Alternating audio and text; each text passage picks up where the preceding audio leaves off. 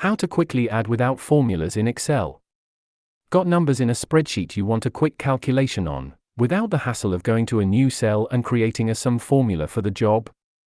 Excel now offers a quick way to do that.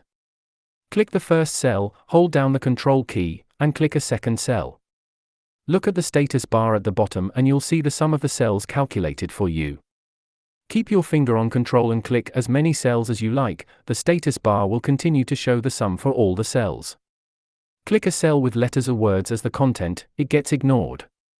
Better yet, right-click the status bar to get the Customize Status Bar menu, and you can choose to add other elements that can be quick calculated like this, such as seeing the average or count of how many cells you clicked, or the numerical count, which is how many cells you clicked that actually have numbers.